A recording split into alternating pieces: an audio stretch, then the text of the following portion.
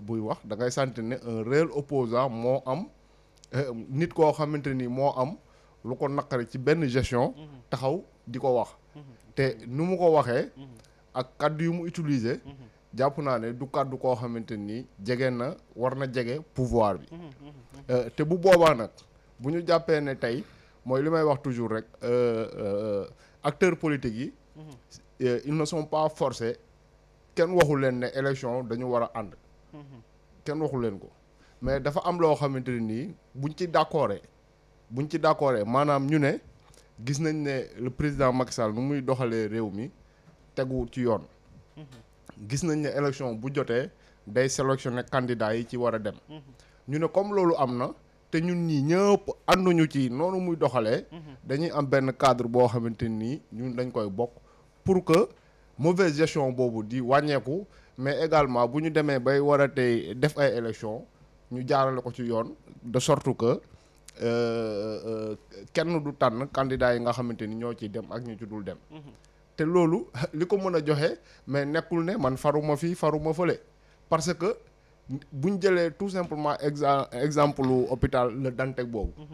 ñëpp xam nañ ne tey état bi non seulement daf ci boole manque de vision amateurisme ak affaire u njublan ñëpp reconnaître nañ loolu donc buñ dee d'accord nañ ci postulat boo xamante ni mooy que état bi nu muy gérer baaxul je pense que war nañu mën a déggoo ci le minimum te ci loolu pour man assemblée nationale daf ci bokk maanaam tey opposition bi mën na nekk ci mbedd mi mais opposition bi nga xamante ni mooy ëpp impact mooy opposition bi nga xamante ni ci assemblée nationale ba lay doon fi ñuy voter loi yi tout simplement opposition parlementaire léegi nag bu ne moom farul fii on va bien voir parce que forcément nga far bu ñu nee par exemple dañuy voter président assemblée nationale war a voter bureau assemblée nationale forcément dina am ay choix bu nekkee ne pouvoir bi dafa bëgg am ku nekk président bi opposition bi teg seen beneen candidat bu boobaa xanaa mënul wax ne du ma voter kenn il peut le faire mais loolu du position pour man de responsabilité da nga war a bu ñu nee yow boo mënul présenté wu kii présenté wu ñii présenté wu da nga ci war a am koo choisir parce que ne pas choisir aussi c'est choisir Georges Nesta ne pas choisir c'est choisir de s'abstenir mais au-delà de loolu sax tey jii bu ñuy xool par exemple Pape Djibril Fall ci kàddu yi nga xamante ni jot na koo yëgti bu nuwee dafa soxla moom boppam est-ce que ça veut dire que ni boo duggee ci benn groupe parlementaire da ngay perdre sa liberté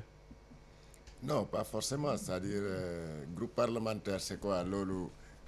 règlement intérieur Assemblée nationale moo ko exiger que député bi te loolu c'est-à-dire c'est pas parce que même tu es élu sous la coalition de Yewwi Askan Wi que forcément dañ lay obligé nga bokk seen coalition nga bokk seen groupe parlementaire parce que dañu ne le règlement intérieur Assemblée nationale moo ne député bu nekk am nga droit am nga sañ-sañ bokk ci benn groupe parlementaire moo tax ñu ne sax les députés se forment un groupe parlementaire selon leurs affinités maanaam ñu juboo mën nañ dem former seen groupe parlementaire absolument de la même manière que règlement intérieur Assemblée nationale moo may député bi tamit mu ne man je serai un non inscrit maanaam du ma doon maa Demba du ma doon maa Samba comme il le dit donc tu es non inscrit maanaam bokk ci benn groupe parlementaire mais groupe parlementaire mu ne bon parce qu'il a expliqué cela par le fait que dafa bëgg am liberté bon mais nekk ci groupe parlementaire ne veut pas dire forcément que yow di nga perdre sa liberté absolument parce que dans certaines circonstances comme par exemple votu président de l'Assemblée nationale le bureau de l'Assemblée le vote il est secret donc c'est vrai ben c'est pas parce que forcément que yow yaa ngi groupe Benno Bokk Yaakaar wala yaa ngi groupe Yewwi Askan Wi wala yaa ngi groupe Wallu que bu ñu nee par exemple X mooy doon par exemple président Assemblée nationale yow bien vrai que mën nga nekk Benno Bokk Yaakaar te nga votel par exemple candidat bu nekk Yewwi Askan Wi wala candidat bu nekk Wallu parce que comme encore une fois le vote bi c'est secret donc kenn du xam kan nga votel il est vrai que nag du temps de Wade avait cette comment on appelle ça cette stratégie là qui consistait à demander aux députés de se surveiller entre eux c'est-à-dire jour vote bi bu jotee pour ne pas que député bi dem def lu ko neex boo ma dendee ak maam Biram ñuy voté jour vote bi dinaa ko won ne gis nga diw laay votel dugal naa ko suma enveloppe. moom dina xam moom tamit dina ma woon. donc noonu lañ doon surveillante si biir assemblée nationale. donc boo nekkee non inscrit aussi mais tu gardes ta liberté le député de toute façon sa liberté c'est pas parce que da nga nekk non inscrit wala da nga bokk si groupe parlementaire que forcément consignes yi groupe bi di joxe.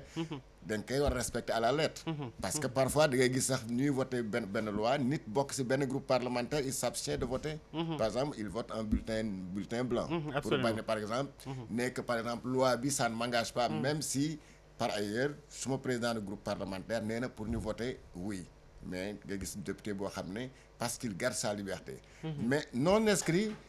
c'est vrai qu'il est libre de l'être hein. Bien sûr mais. am na lu muy wàññi si moom. parce que les non inscrits temps de parole bu jotee peut-être nañ si ñëw si kanam. temps de parole bu jotee du mën a am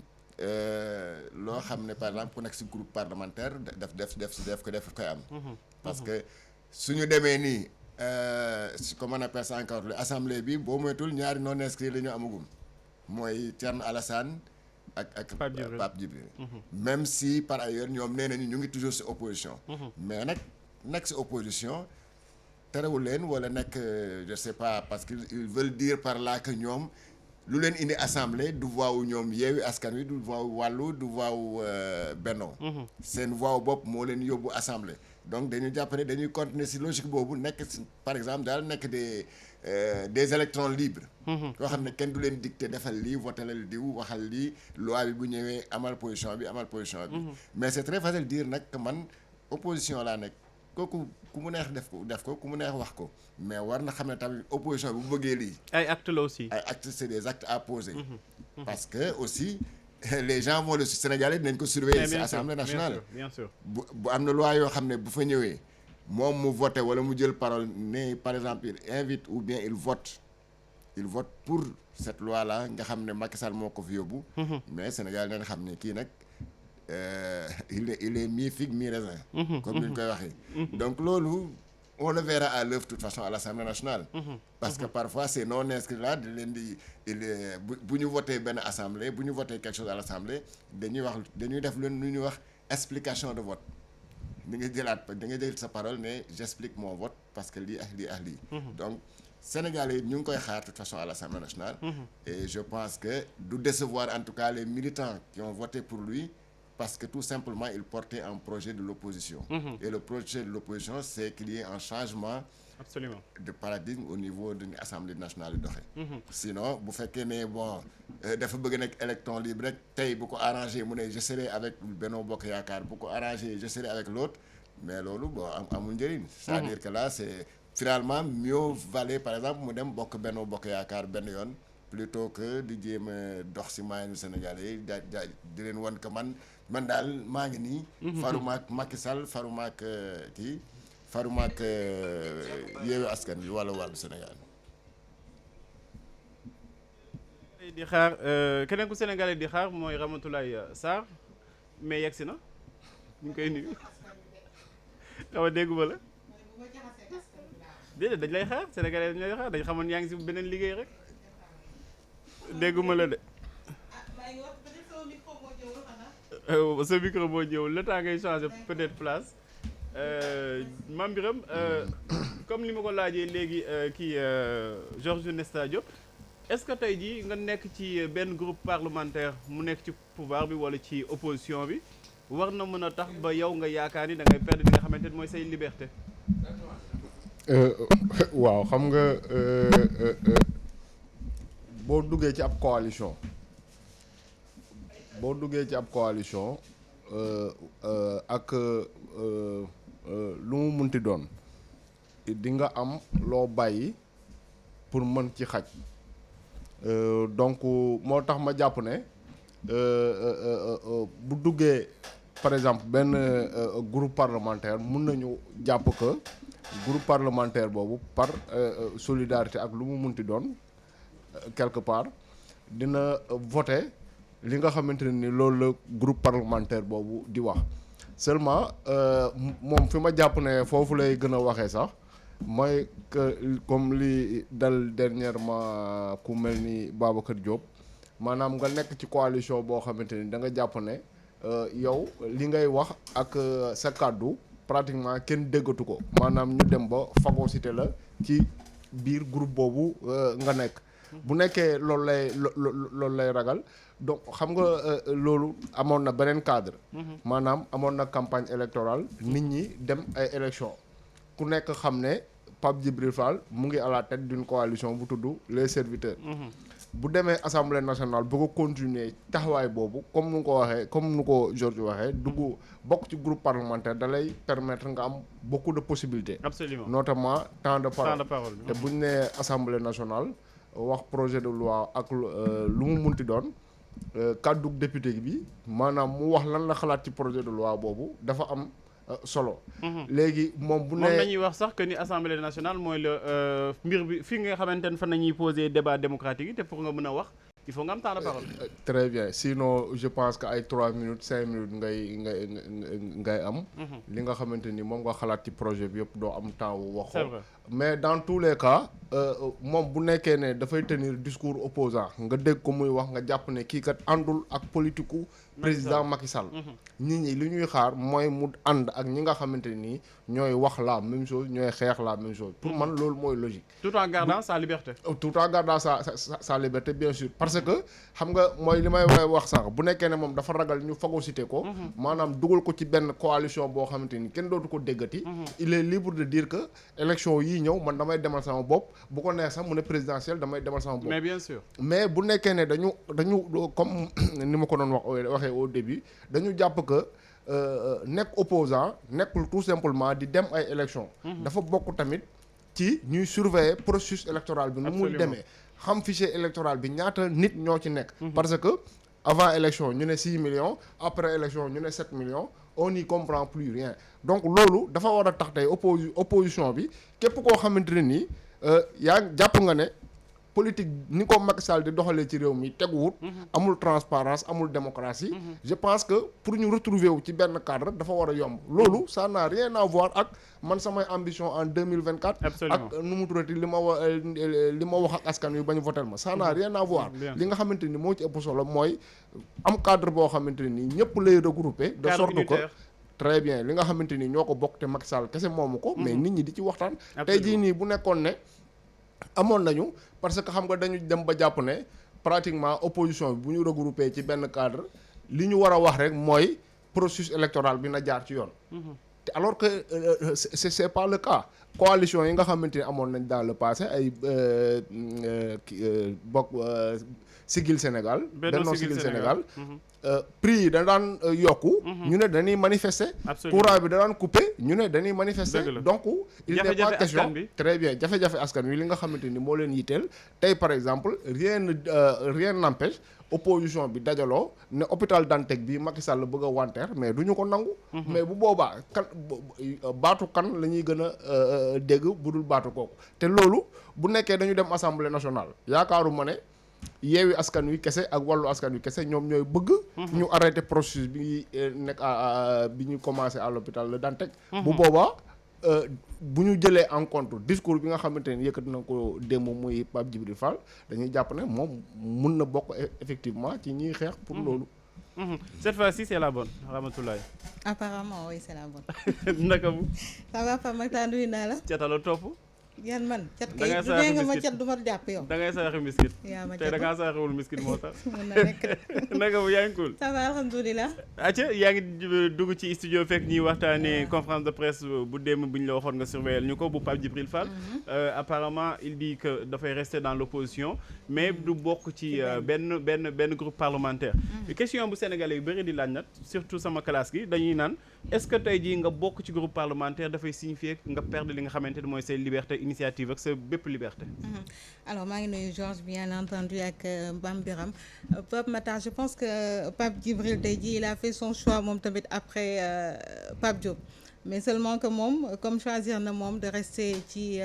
alignement wu non inscrit yi nga xamante ni nee na comme ni mu ko waxee il ne sera d'aucun bord aussi bien ci groupe parlementaire bu Benno Bokk Yaakaar que ci Yewwi Wallu bon c'est un choix boo xam ne def na ko mais bon il sera seul certes bu fekkee am na combat boo xam ne mi ngi koy mëne dañ koy wax rek combat boo mënti mëne aussi il faut que ça soit xam nga ak nit yu bëri maanaam ni ñu koy waxee rek il faut que mbooloo comme ni koy Wolof di waxee mbooloo mooy doole mais instant yi bu fekkee moom il part tout seul il sera tout seul foofu ci assemblée bi certes dina am ay questions yoo xamante ni buñ ko indi à l'assemblée et tout il pourra donner son avis ci lii ak lii mais est-ce que bu fekkoon ànd na ak benn coalition mën a opposition bien sûr comme nee na opposant ci opposition bi la resté bu fekkoon ànd na ak ñoom je pense que foofu tamit dina gën a mën a am portée bi nga xamante ni mi ngi koy am autant que mu nekkee nii nga xamante ni moom singleton lay doonee foofu je pense que li gënoon bon léegi nag c'est son choix aussi kenn mënu ko bañal kenn mënu ko bañal il choisit de n'être dans aucun bord léegi nag li ci des kay mooy est-ce que li nga xamante ni bëgg na ko xeexal askan wi ak ñi nga xamante ni sax ñoo ko voteel mu fas yéene yóbbu seen ay baat ak li nga xamante ni moo di seen xeex yi nga xamante ni moom la ñu bëgg dina ko defal foofu ci assemblée bi dina ci wéet ci xeex boobu dëgg la fi ñu ko war a déggee dinañ ko fa dégg fi mu war a jooytoo dina ko fa jooytoo mais est-ce qu'il est dit également que ni bu fekkee tey jii am na benn question boo xamante ni opposition bi la ci àndal ci beneen mu war a mën a am ànd ceeg bennoo donc pour man dafay nekk loo xamante ni day disparate un peu xëy na nag bu fekkoon comme ni ma ko waxee rek mu ànd ci ak une opposition forte nga xamante ni gis nañu wàllu ak Yewwi Askan Wi mais toujours est-il que ñoom ñaar kenn xamul ndax danañuy former benn groupe parlementaire jusqu'à présent moom dañuy wax ak di ci am njort mais kenn xamagul lan mooy xew foofu bu ñu demee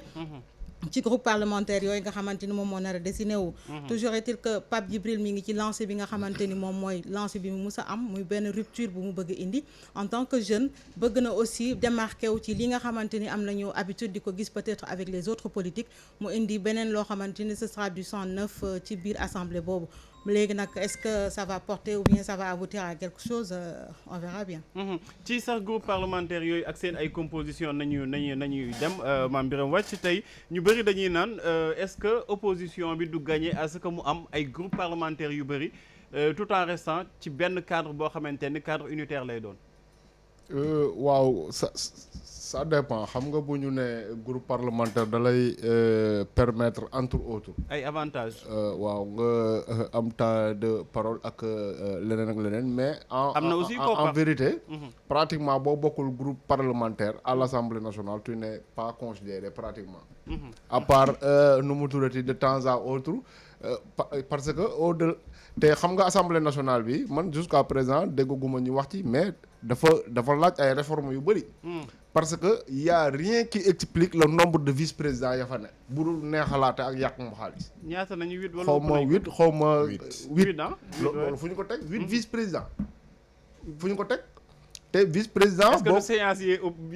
déedéet séance yi bëriwul de yow gars yi ba séance lañ fi teg yoo xamante ni dafa nécessiter autant de vice-président amul assemblée nationale saa yoo ko déggee rek président Moustapha Niasse kan nga fi dégg vice-président boo xamante ni siw na fi ba defa loo xamante ni tax na ñu ne mérité na poste vice-président y en a pas yàqum xaalis ba pendant que le député simple mu ngi laal 1,3 million defe naa vice-président yi jege nañu 2 millions ak ay nu mu turati ku ci nekk ñaari oto yi ñu leen di jox sax fu ñu ko teg. benn nit di dawal ñaari oto. waaw benn nit ñaari oto loolu fu ñu ko teg xam nga loolu tamit c'est des questions yoo xamante ni mais du ñu ne dañu bëgg rupture rek rupture moo war a am ñu fal ay député ñu ñëw continuer comme ni di def comme ñi fi newoon daan def il faut que avantage yooyu noonu ñu bañ ko te xam ne Sénégal fu mu toll nii. nekkul dëkk boo xamante ne nii nit dañ ko war a jox ñaari oto yoo xamante ni bu ci nekk lu muy jar day ëpp 40 millions loolu tamit c'est une vérité au-delà de ça pour man Assemblée nationale bi en quelque sorte sooy analyser résultats yi sax da nga naan quelque part am na foo xamante ni dina fa arranger le président Macky Sall résultats yi nu mu demee nii parce que xam nga dafa am loo xamante ni ñu bëri duñ ci bàyyi xel te da ngay dégg waa Yewwi Askan Wi ñu koy wax ba tey sax maa ngi dégg Ousmane Sonko mu koy wax même bu jaarul ci terme bi exactement maanaam mooy ñoo xamante ne dañ leen a génn woon ci ay élection ndax seen casier judiciaire ñu war leen a indiwaat ci dans la course aux élections mais loolu mënul am tant que voté wuñu une loi d'amnistie à l'Assemblée nationale mais tey jii nii le président Macky Sall moom mën na puisque justice am moo condamné Karim Wade justice am moo condamné Khalifa Sall ñëpp jàpp ne moom moo ko def pour empêcher leen ñu bokk à des élections tey jii nii président Macky Sall mën na taxawee na le bàyyi opposition bi kese ñu dérouler seen projet nu mu tuddati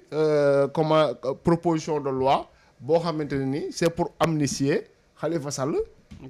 Karim Wade bu boobaa responsabilité Macky Sall lan la siy doon danaan man sama yoon nekku ci ñoom opposition bi ñoo ko organisé te je suis persuadé que pour ñu am ñaari député yoo xamante ni camp du pouvoir la ñuy jógee pour voter loi boobu du jafe dans ce cas là précis ñu ne Macky Sall mi nga xamante ni moom la ñu jàppoon ne moo condamné Karim Wade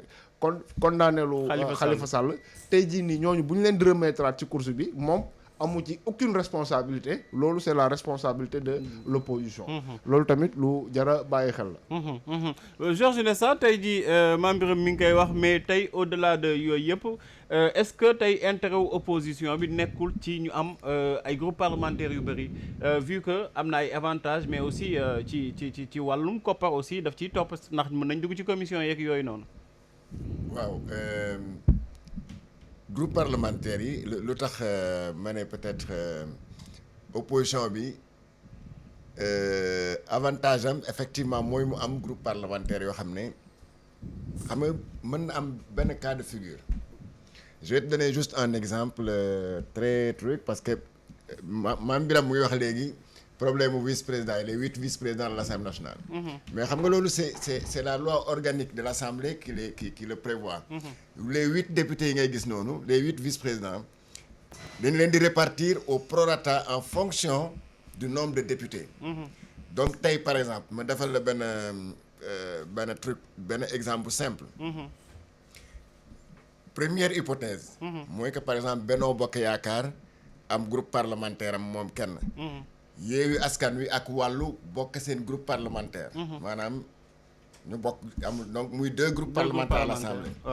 dans ce cas-là ku nekk si ñoom kële day am 80 l'autre a 82 députés ki am 80 ku nekk si ñoom 4 vice-présidents ngay am sur les 8 vice-présidents forcément parce que rawante yu ñu bëri boo seetee le prorata si du nombre de députés forcément donc ku nekk 4 vice-présidents ngay am. logique gu partage la rek. oui bon donc si loolu laa jëm rek ensuite le reste du bureau ils sont 6 secrétaires élus donc Benno day am 3 secrétaires élus Yewwi Askan Wi am 3 il y a 2 questeurs à l'Assemblée Benno day am benn Wàllu ak Yewwi am benn mooy donc ça c'est l'hypothèse des 2 groupes parlementaires maintenant à supposer que Wàllu am groupe parlementaire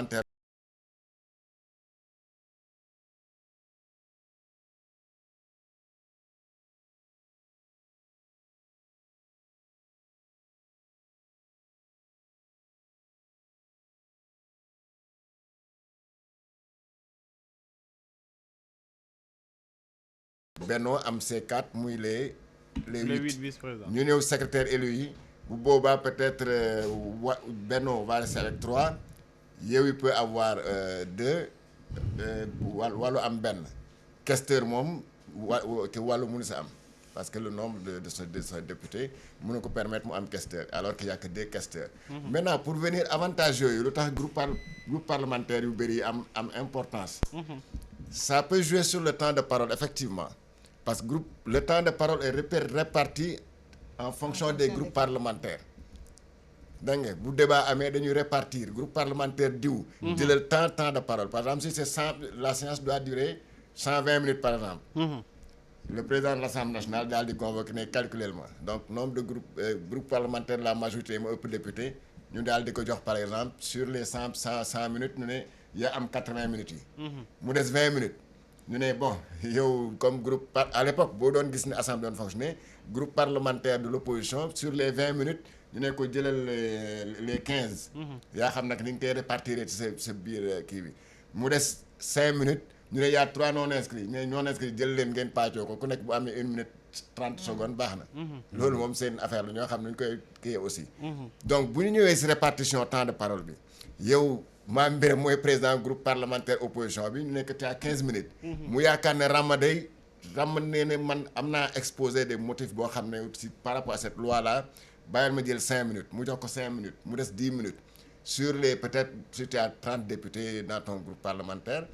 lu des ñeneen yi ay 2 minutes da ngay dégg ku commencé di wax sax balaa muy pare président assemblée sonné nekk bu génnee leen ko mu coupé micro bi. donc c'est ça aussi l'avantage de nombreux groupes parlementaires. Donc, tel que l'Assemblée se dessine là, avec presque une égalité de nombre de députés, que ce soit de l'opposition et de la majorité, une majorité entre guillemets, nous y avons presque temps de parole. Donc, ça c'est au niveau du temps de parole. Maintenant, regardez si les avantages. Le président du groupe parlementaire, le président de chaque groupe parlementaire a un rang de ministre. Il a 2 voitures, comme le Mame Birame. Donc, il a un rang de ministre. Ensuite, il a un secrétariat, un cabinet. Ça, c'est le président du groupe parlementaire. Le vice-président, la même chose. Le vice-président aussi a rang de ministre. Le secrétaire élu, presque la même chose. Le vice-président, le président du groupe parlementaire, même le secrétaire élu à la limite, ils ont chacun 1000 litres d'essence. Là où les autres députés se contentent de 300 litres par mois. Donc ça c'est des avantages yoo xam ne donc le groupe de l'opposition bu amee ay groupe parlementaire yu bëri loolu tamit da leen di renforcer. Ça les renforce financièrement, ça les renforce même si pour dire parler comme Mame Birame genre pàccoo la mais c'est la logique aussi du combat parce que finance xaalis bi ci combat bi la bokk l'argent c'est le nerf de la guerre. boo nekkee foofu nag naan bon par pudeur waruñu def logique de pàccoo au niveau de ces groupes parlementaires là c'est que yow yaay perdre ba boobaa parce que effectivement ils sont en train de laisser des moyens qu'ils peuvent utiliser pour combattre le Benno Bokk Yaakaar parce que 3 groupes parlementaires actuellement Yewwi est capable yow si ta logique d'accord pour gars yi boycotter HCCT bi de si non je suis d'accord mais c'est-à-dire ici boo ko defulee yaay perdre rek xam nga lu tax yaay perdre. non parce que non xam nga may ma rek xam nga lu tax yaay perdre. parce que ça n'arrange xam nga benn instant yi tey. lu leen gën a arrangé mooy que Yewwi Askan Wi ak Wallu forme benn groupe parlementaire. parce que là ils ont un seul ennemi, un seul adversaire en face mais bu ñu amee plusieurs groupes parlementaires 2 jusqu'à 3 groupes parlementaires loolu ça n'arrange pas Benno. parce que il a là il se trouve avec 3 adversaires. C'est-à-dire Yewwi am 2 groupes parlementaires ça n'empêche pas que ñu bokk même combat c'est-à-dire loolu le groupe parlementaire c'est juste une stratégie pour contrer l'autre et pour casser cette dynamique unitaire de Benno Bokk Yaakaar. mais les nombreux groupes te bëriwul ay députés ci biir